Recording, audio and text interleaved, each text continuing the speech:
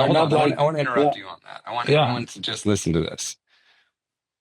Stephen and his team has recreated hydroxyapatite in a minimally invasive way that doesn't require a drill, that doesn't require anesthesia, that doesn't cause the patient any pain. This is like what patients and dentists, I think, have been waiting for. When you're filling a cavity, you're just plugging a hole.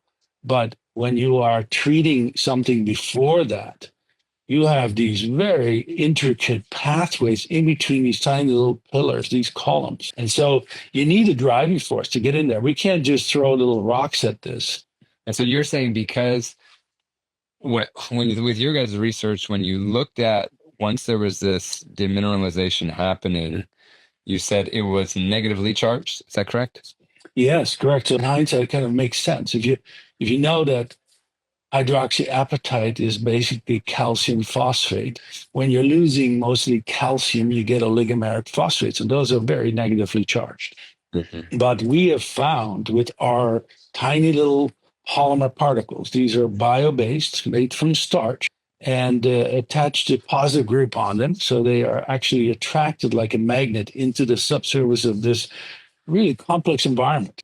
So then we knew we had a very powerful targeting mechanism. That's the thinking for me has changed in the sense that if you think you can throw little rocks at crevices and hope they go in, especially if they're agglomerated or large or not even bioavailable, it's not going to happen.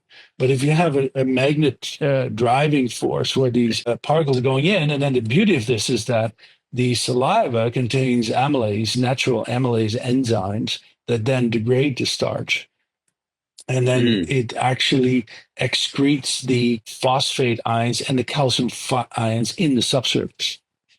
So if we package all this up, what you're saying is that we can use these starch particles to get into these small demineralized areas and then remineralize these areas. Is Yes. that correct? Yeah. And we've proven that through our own research and third party data that really shows we have recrystallized and formed hydroxyapatite and are Hold not on. like, I want to yeah, interrupt you on that. I yeah. want to just listen to this.